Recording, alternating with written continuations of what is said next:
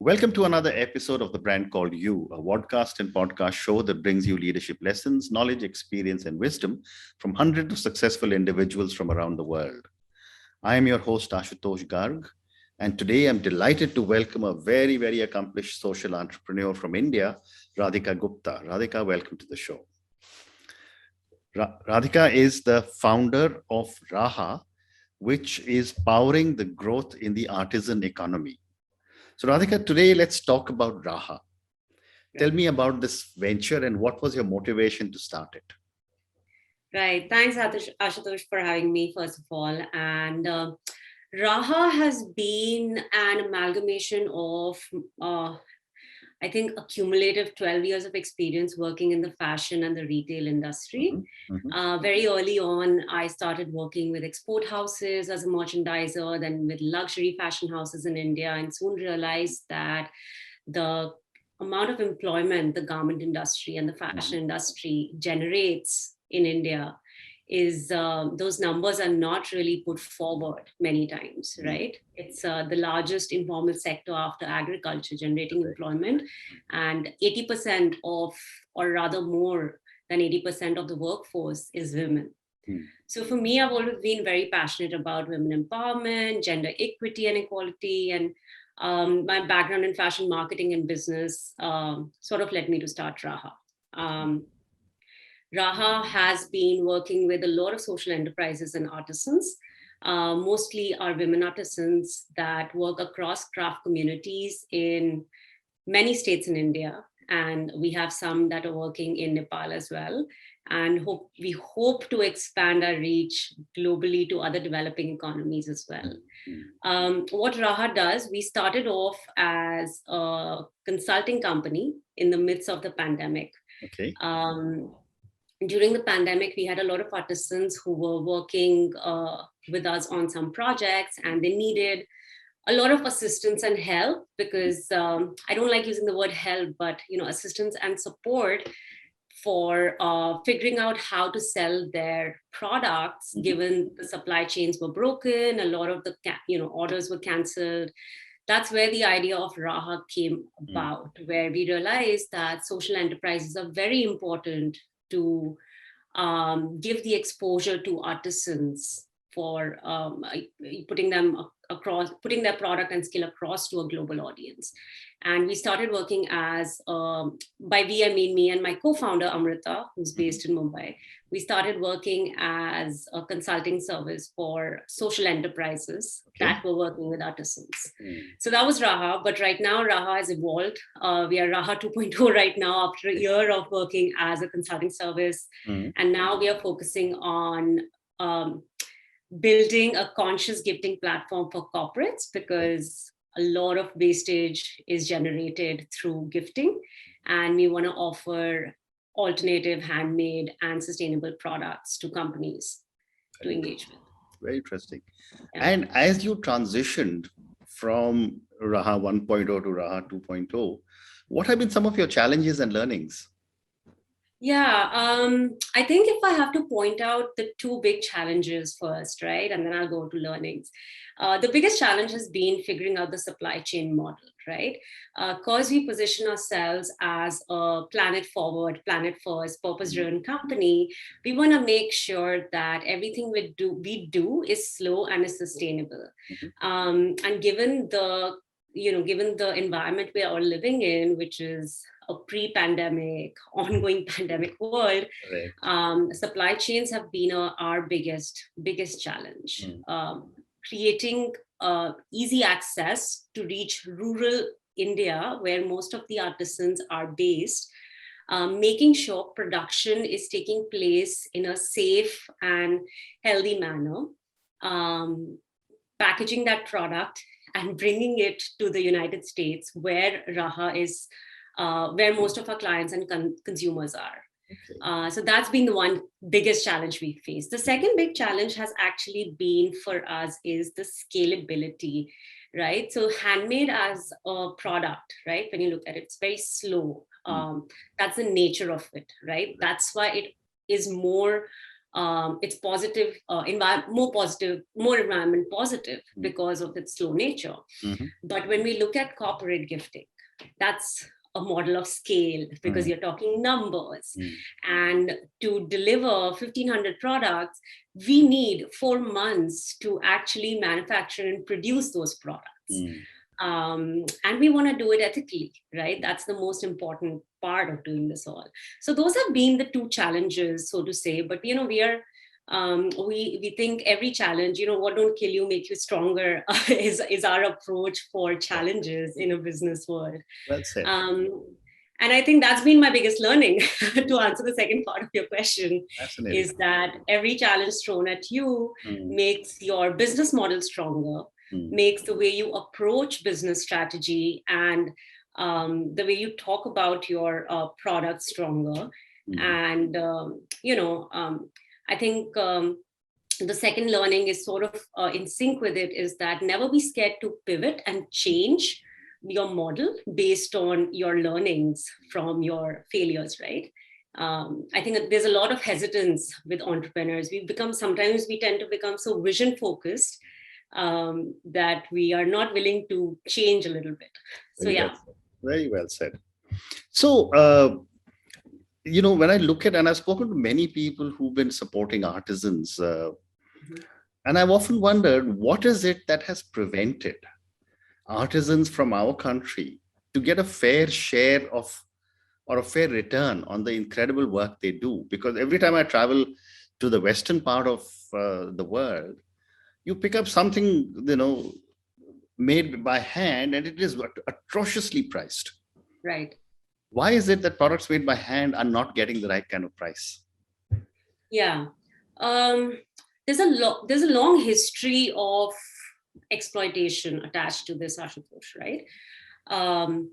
So I think for a very long time, to the global manufacturing world, India has been a place where brands go to seek for production, and it's always cheap production. And I think artisans became a part of that conversation. They became a part of that ecosystem, and it's been very difficult to break that chain. The exploitation took place in the form of middlemen, what they call vyaparis, right? And the reason for that is that artisans live in very remote areas which are disconnected from big manufacturing hubs.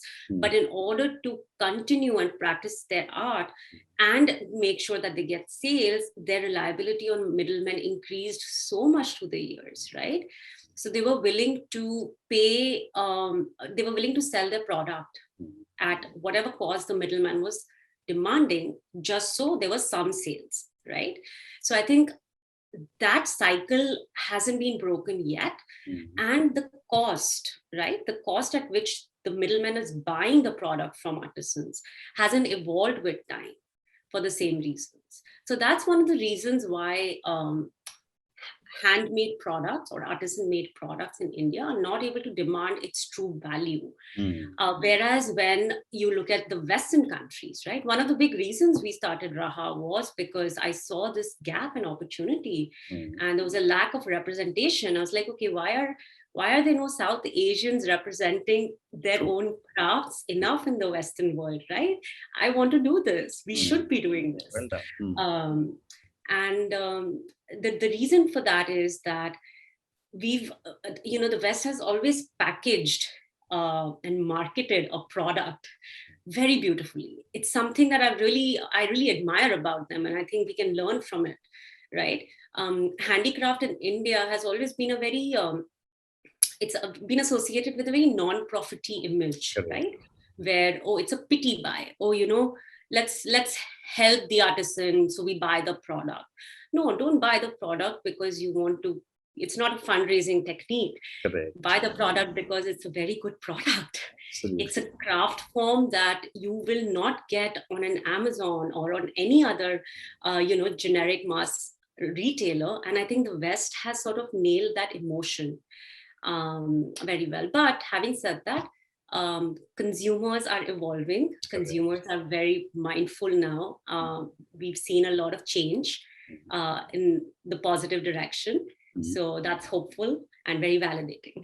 Fascinating. So that's an interesting segue to my next question, Mhm. which is that given the amount of work that you have done or looking at or studying Western handicraft brands, what goes into building a strong handicraft brand from India? I mean, you did mention supply chain and probably consistency. Yeah, yeah. I think I so it depends, right? It's very subjective. So I'll stick to our experience, right? Raha's experience. So we've had these five UN Sustainable Development Goals, right, as our North Star. Okay. That everything we do, we are going to look at that as, okay, what are we achieving out of it, right? And one of them has been partnerships for goals. So I think for building a successful handmade uh, handicraft business in India, we need strong partnerships. We need collaboration. We need communication. We need transparency. We need accountability, and we need trust. I think if I have to put one word above it all, I think we need trust. There's been that lack of trust between, whether you take the fashion industry, you take designers, you take fashion brands, and then you take artisans, you take handloom weavers. There's been this disconnect where everybody's working in silos. I think this year, because of the pandemic, people have come closer, and it's accelerated that collaboration that the industry and the economy has long needed. And then the other thing, of course, is unrestricted financial capital. I think the concept of impact investing is very limited to certain sectors. When you look at uh,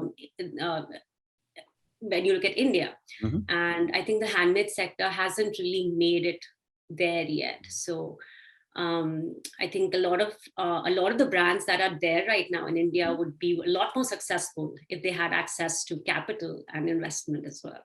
Very interesting. Very, very interesting. So, Radhika, you've been working with many, many artisans, I'm sure. Give me an example or a couple of examples of how you have made a difference or Raha has made a difference in the lives of some of these artisans.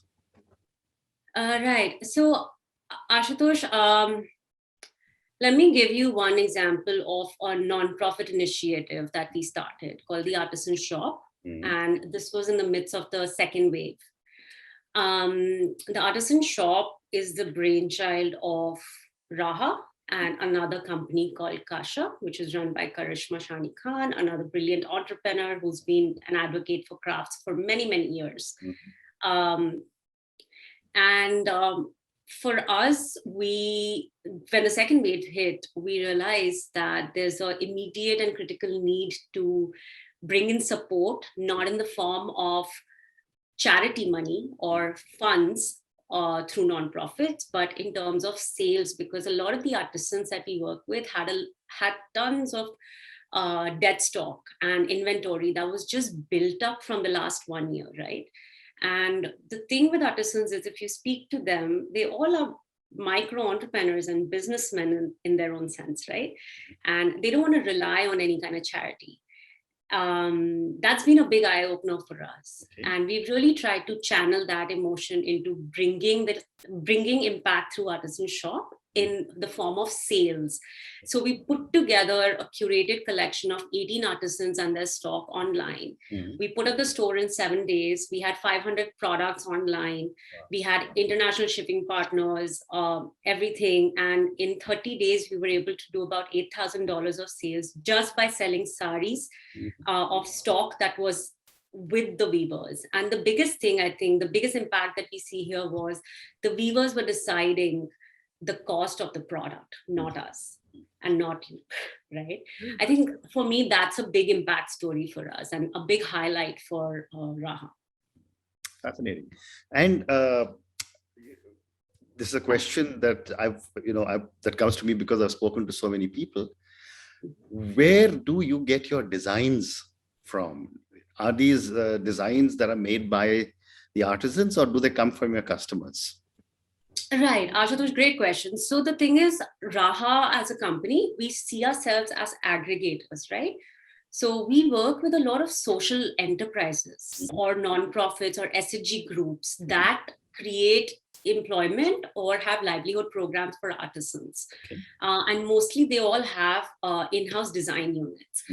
Having said that, there's a lot of customer-ended research that goes into designing products that are made by artisans, because clearly the products that they've been making are not doing very well in the market. So for that to evolve and for artisan products to build a demand by the new generation of buyers, we need to evolve the design and product. And there's a lot of research that goes into that we do. Yeah. And a follow-up question of that is, how do you ensure quality control? Do you have a team of people who go out and look?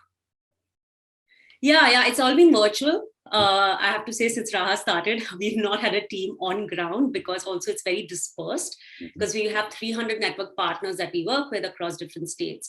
So we do have a quality check team that does that, but we also work with a lot of, going back to my partnerships and trusted relationships, the social enterprises and SHG groups that we work with do very, very, very high level quality checks before the product is shipped out.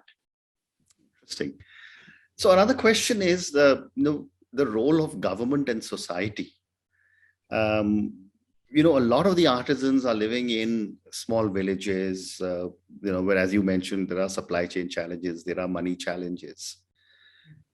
Does the government play any role? And if not, should it? Yeah, great question, Ashutosh. I'll answer the latter part first. It definitely should. Okay. Government should. I think if you look at change at the grassroots level, right? And no matter what industry, that's industry agnostic, is institutional support and policy is such an important part of creating change and empowering artisans, that there's no escaping that, right? Government and institutional support is needed. Unfortunately, there hasn't been a whole lot of it in the past. And now, thanks to social media and a lot of advocacy platforms and consumer mindsets shifting, I think that there's been a lot of report, and there's been a lot of impact assessment. There's been a lot of data research. There's some organizations doing brilliant work, and it's all happened in the last 18 months, if you ask me.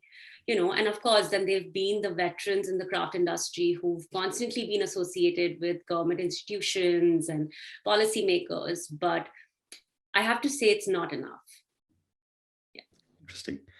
So I have time for two more questions. My next question to you, Radhika, is that, when we started our conversation, you said that 80% of the artisans you work with are women, and that you very strongly believe in doing things for women.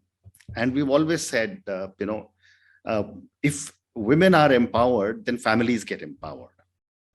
So I'd love to get a perspective from you on how the work that Raaha is doing is changing the lives for women and their families. Okay, so I have two words for that, right? One is financial independence, and the other is education. Okay. I'll go with the first one. So the first one is most of the women, most of our network is either women entrepreneurs, they're either women-led companies, or are women artisans. The reason we proactively do this is because a big part of our vision is financially empowering women, right? And looking at empowerment is a very loosely used word also these days, Ashutosh. So we have to really reflect on what it means for us, right? Or XYZ company. And, we look at it very holistically. And financial empowerment is a big part of why we do what we do and how we do it and who we choose to do it with. The second reason we feel very strongly about financially empowering women is because when women are financially empowered and are financially independent, they invest their money directly into the future of children in the form of education and health, right? So from an economic conversation, I think there's no denying that more women need to be financially empowered in India. I'm in That complete needs to agreement. happen. I'm in complete agreement. I've often said, from another perspective, that all the colleagues I have worked in over the last 42 years, some of the most committed colleagues have always been women, because their work ethic is very, very different and very high. Yeah, I think women are born managers, right? I Like we are agree. I multitaskers. agree with you. And my last question to you, and again, I come back to all the women that you are empowering.